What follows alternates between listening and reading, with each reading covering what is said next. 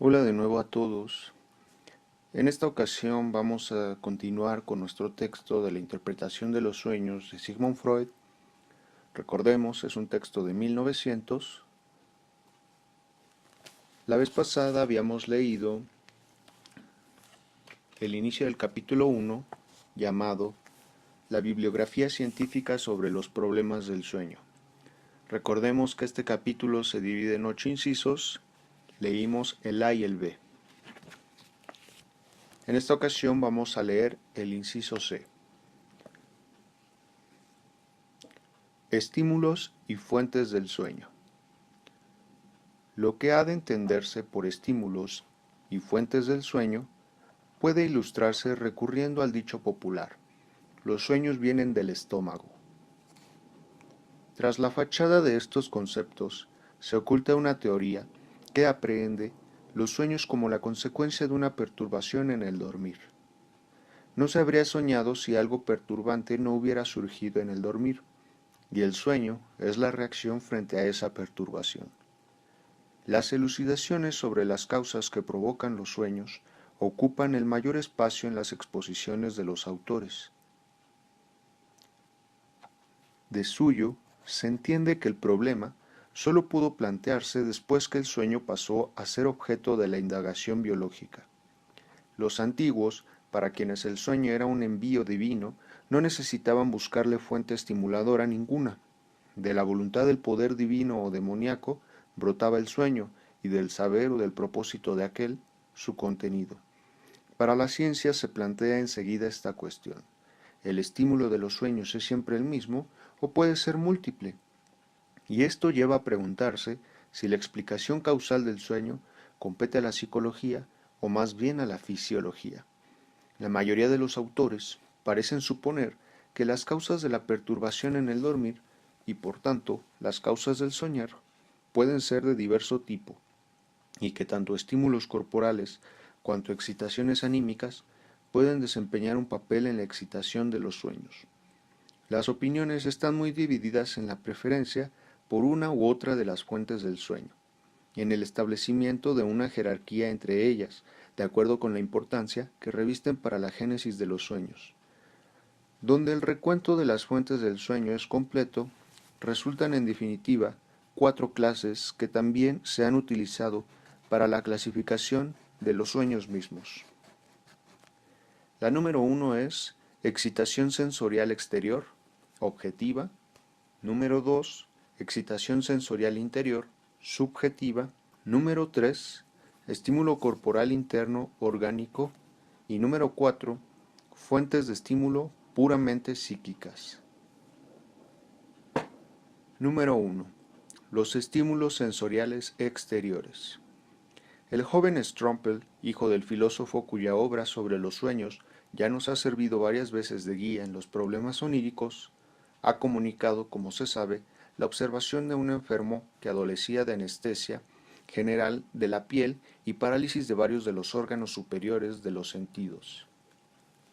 Cuando se obstruían a este hombre las pocas vías sensoriales que aún tenía expéditas, se dormía. Y todos nosotros, cuando queremos dormirnos, solemos procurar una situación semejante a la del experimento de Strumpel. Cerramos las vías sensoriales más importantes, los ojos, y buscamos apartar de los otros sentidos todo estímulo o toda alteración de los estímulos que actúan sobre ellos. Nos dormimos entonces, aunque no logremos del todo nuestro propósito. No podemos mantener completamente alejados los estímulos de nuestros órganos sensoriales, ni suprimir por completo la excitabilidad de estos. El hecho de que estímulos más fuertes nos despierten en cualquier momento demuestra que también durante el sueño el alma se mantiene continuamente ligada con el mundo exterior al cuerpo. Los estímulos sensoriales que nos llegan durante el dormir muy bien pueden convertirse en fuentes de sueños. De esos estímulos existe una larga serie, desde aquellos que el estado del dormir trae consigo inevitablemente o que ha de admitir en ocasiones, hasta el casual estímulo despertador, idóneo para poner fin al dormir o destinado a eso. Una luz más intensa puede herir los ojos, un ruido hacerse perceptible o una sustancia olorosa excitar la membrana pituitaria. Mientras dormimos, un movimiento involuntario puede destapar partes de nuestro cuerpo y así exponernos a una sensación de enfriamiento. O bien, con un cambio de posición producimos en nosotros mismos sensaciones de presión o de contacto. Un mosquito puede picarnos o un pequeño accidente nocturno asediar al mismo tiempo varios de nuestros sentidos. Los observadores han reunido toda una serie de sueños, en los cuales el estímulo que se comprobó al despertar y un tramo del contenido del sueño concuerdan también que pueden reconocerse en el estímulo la fuente del sueño. Cito aquí, siguiendo a Jessen, 1855, una selección de esos sueños cuyo origen puede rastrearse hasta una estimulación sensorial objetiva más o menos accidental. Todo ruido percibido de manera imprecisa suscita imágenes oníricas correspondientes. El estampido del trueno nos sitúa en medio de una batalla. El canto de un gallo puede transformarse en el grito angustioso de un hombre. El chirriar de una puerta provocará sueños sobre ladrones que penetran en nuestra casa. Cuando durante la noche nos destapamos, soñamos quizá que vagamos desnudos o que hemos caído en el agua. Si nos ponemos a través de la cama y nuestros pies sobresalen de su borde, quizá soñemos que estamos parados al borde de un espantable abismo. O bien que nos despeñamos desde una escarpada altura.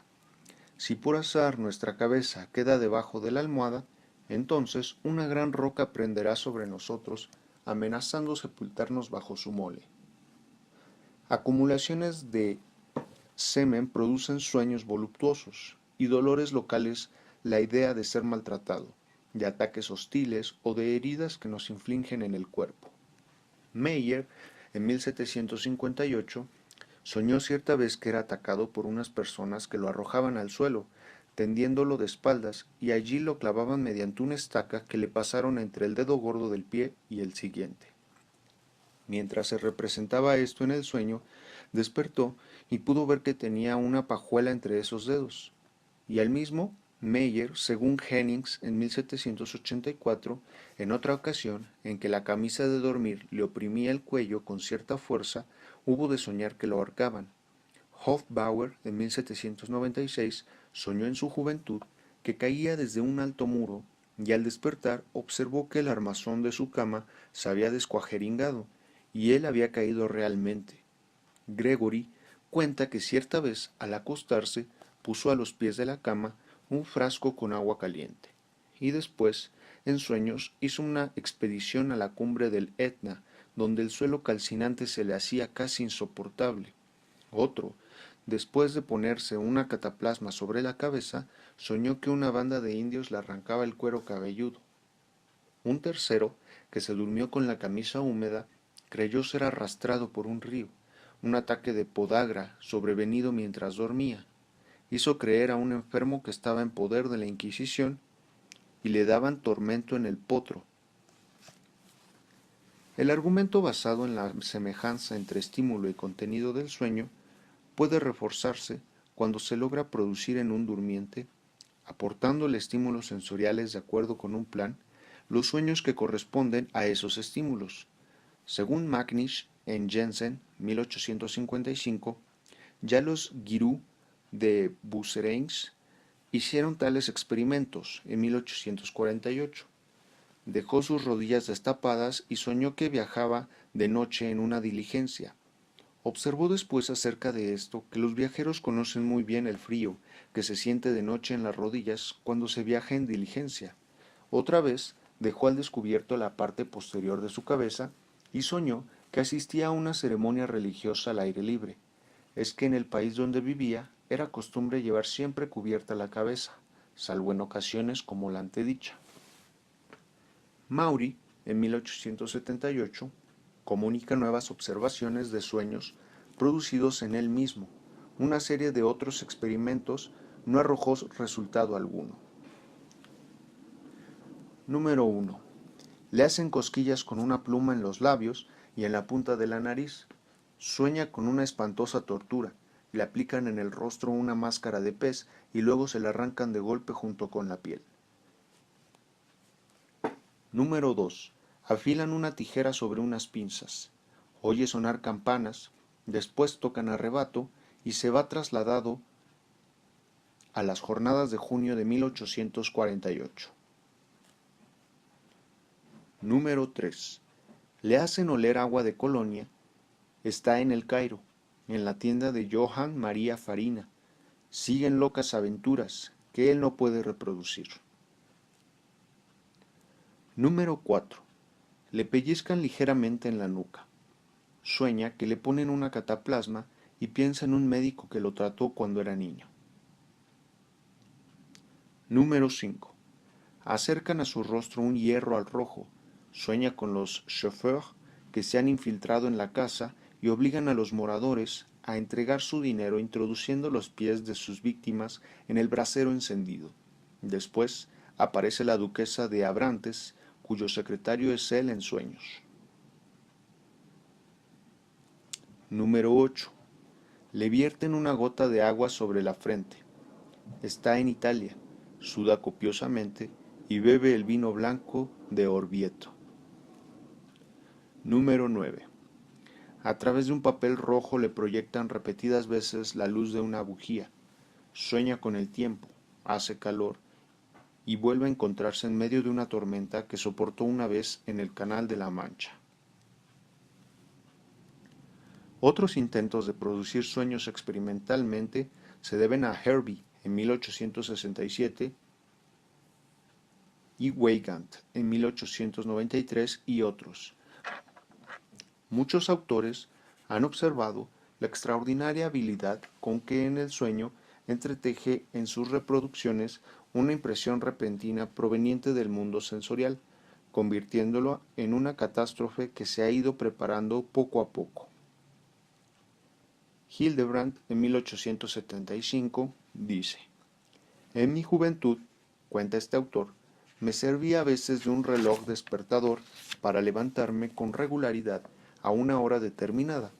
100 veces me sucedió que el sonido de este instrumento quedó integrado en un sueño en apariencia muy largo y coherente, como si todo el sueño hubiera sido una preparación para ese suceso, y en él encontrara su culminación lógicamente inevitable. Citaré luego con otro propósito 3 de estos sueños de despertar. Volkelt, en 1875, cuenta: un compositor soñó cierta vez que daba clase y quería explicar algo a sus alumnos. Después de hacerlo, se dirigió a uno de los jóvenes y le preguntó: ¿me has comprendido? El joven gritó como un poseído: ¡oh, ja! ¡oh, sí! Encolerizado, él lo reprendió por sus gritos, y entonces toda la clase gritó: ¡orja! Y enseguida, eurjo, y por último, feurjo. En ese momento despertó al grito de feuerjo, que realmente daban en la calle, el cual significa fuego. Garnier, en 1872, cuenta que Napoleón I fue interrumpido en un sueño por la explosión de la máquina infernal. Dormido en su carruaje, revivía el paso del tagliamento y el cañoneo de los austriacos, hasta que despertó sobresaltado exclamando: «¡Estamos destruidos!». Un sueño vivido por Maury es ya famoso, en 1878. Estaba enfermo y guardaba cama en su habitación. Su madre se sentó junto a él. Soñó entonces con el periodo del terror durante la Revolución Francesa. Presenció atroces escenas de muerte y finalmente él mismo fue citado ante el tribunal. Allí vio a Robespierre, a Marat, a Fouquier-Tinville y a todos los tristes héroes de esa época cruel. Prestó declaración ante ellos y después de una serie de peripecias que no se fijaron en su recuerdo, fue condenado. Lo llevaron al lugar de la ejecución en presencia de una enorme multitud. Subió al cadalso y el verdugo lo ató a la plancha. Puso en acción el mecanismo y la cuchilla de la guillotina cayó. Sintió que su cabeza era separada del tronco, se despertó presa de indecible angustia y halló que el dosel de su cama había caído sobre sus vértebras cervicales como lo haría la cuchilla de la guillotina. Este sueño dio motivo a una interesante discusión entre Lulloren en 1894 y Heger en 1895 en la Revue Philosophique. Se debatió si es posible, y como puede suceder, que en el breve lapso que transcurre entre la percepción del estímulo despertador y el despertar, el soñante comprima un contenido onírico de trama en apariencia tan rica. Ejemplos de este tipo hacen aparecer las estimulaciones sensoriales objetivas sobrevenidas durante el dormir como la más comprobada entre las fuentes del sueño. También es la única que desempeña un papel en el conocimiento de los profanos. Si preguntamos a una persona culta, pero no familiarizada con la bibliografía sobre el sueño, por el modo en que se producen los sueños, sin duda responderá mencionando un caso de su conocimiento en que un sueño pudo explicarse por un estímulo sensorial objetivo reconocido al despertar. Pero la consideración científica no puede detenerse aquí. Para ella es motivo de ulteriores indagaciones la observación de que el estímulo que impresiona los sentidos durante el dormir no emerge en el sueño en su figura real, sino que es reemplazado por alguna otra representación que mantiene con él una relación cualquiera. Ahora bien, esa relación que liga el estímulo con el resultado del sueño es, en las palabras de Maury, une affinité quelconque, mais qui n'est pas unique et exclusive, que significa una afinidad cualquiera, pero que no es única ni exclusiva. Transcribamos, por ejemplo, tres de los sueños de despertar de Hildebrandt en 1875. No podremos menos que preguntarnos después por qué el mismo estímulo produjo resultados oníricos tan diversos y por qué precisamente estos. Y dice: salgo entonces de paseo una mañana de primavera y vago por los campos enverdecidos hasta llegar a una aldea vecina. Ahí veo a sus moradores vestidos de fiesta, el misal bajo el brazo, que en gran número se encamina a la iglesia. Justo, hoy es domingo y pronto se iniciará la misa matinal. Decido participar de ella, pero antes, porque estoy un poco acalorado, voy a refrescarme a la quinta del camposanto que rodea a la iglesia. Mientras leo ahí diversos epitafios, oigo al sacristán que trepa al campanario y ahora veo en su cima la campanita de aldea que dará la señal para el comienzo del oficio religioso.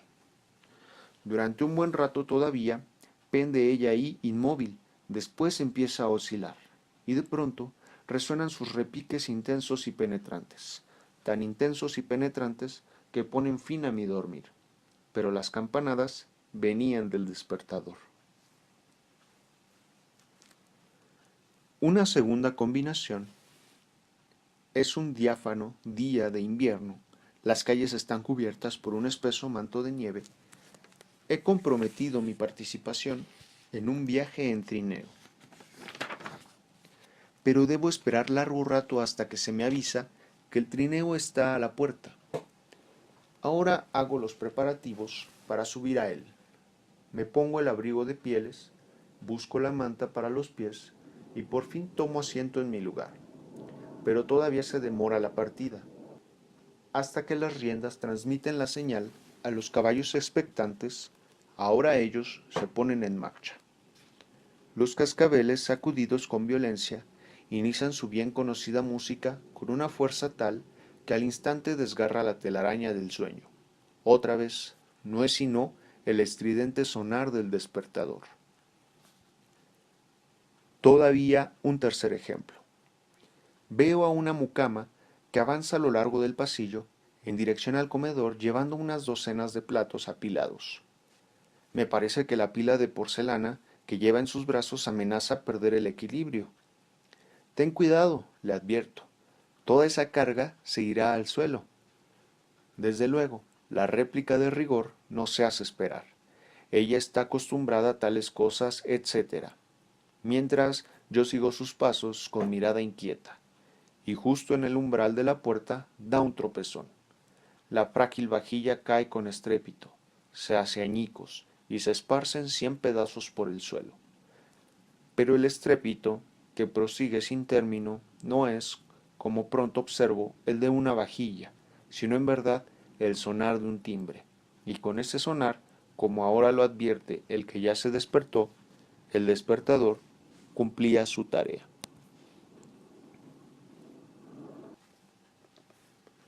¿Por qué el alma yerra en el sueño la naturaleza del estímulo sensorial objetivo? Strumpel, 1877, ha respondido, y casi en el mismo sentido lo ha hecho Wundt, en 1874, que, frente a esos estímulos que irrumpen mientras se duerme, ella se encuentra en condiciones favorables a la formación de ilusiones. Una impresión sensorial es reconocida e interpretada rectamente por nosotros, es decir, es clasificada en aquel grupo némico al cual pertenece de acuerdo con todas las experiencias precedentes. Cuando la impresión es suficientemente fuerte, clara y duradera, y cuando disponemos del tiempo requerido para reflexionar en ello. Si estas condiciones no se cumplen, erramos el objeto del que proviene la impresión. Sobre la base de esta, formamos una ilusión. Si alguien se pasea a campo abierto y percibe confusamente un objeto distante, puede tomarlo primero por un caballo.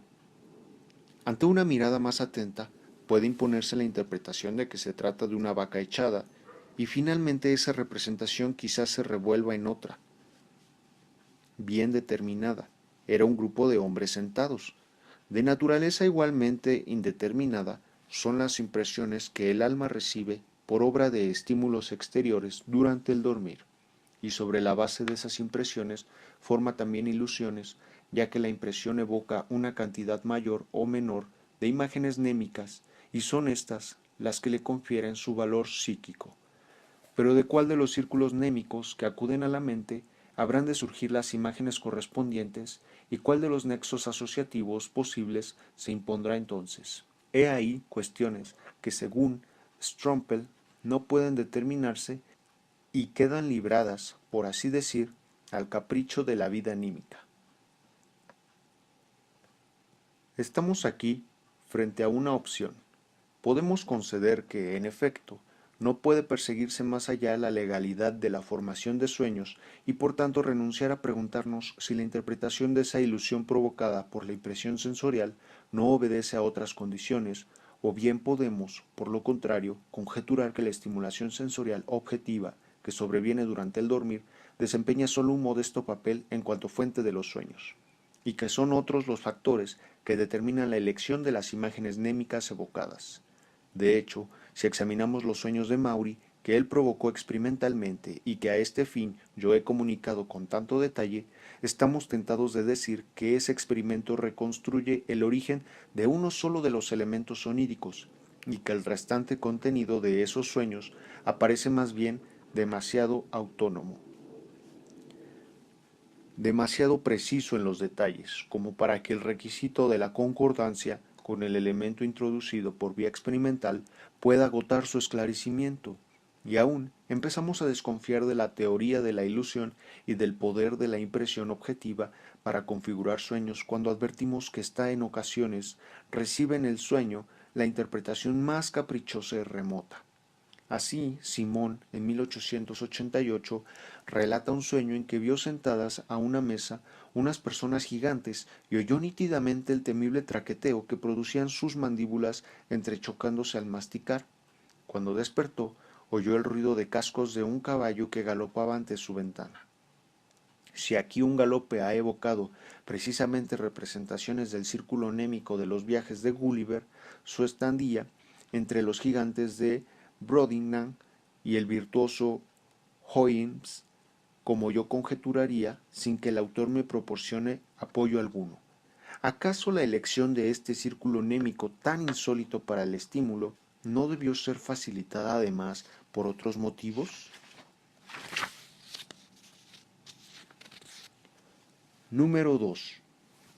Excitación sensorial interior subjetiva.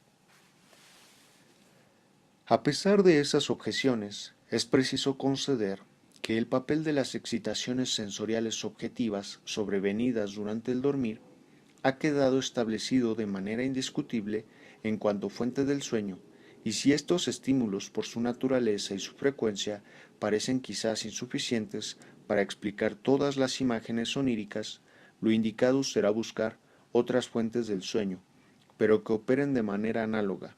Ahora bien, yo ignoro dónde nació por primera vez la idea de considerar, junto a los estímulos sensoriales exteriores, las excitaciones interiores subjetivas de los órganos de los sentidos. Pero el hecho es que en todas las exposiciones más recientes de la etiología del sueño, ella aparece más o menos destacada. Dice Wundt en 1874, en las ilusiones oníricas desempeñan además un papel esencial, según creo, aquellas sensaciones subjetivas de la vista y del oído que nos son familiares en el estado de vigilia, como el caos lumínico del campo visual oscuro, el zumbido o silbido en los oídos, etc., y entre ellas en particular las excitaciones subjetivas de la retina. Así se explica la maravillosa inclinación del sueño a presentar a nuestros ojos, como por arte de magia, multitud de objetos semejantes o enteramente concordes.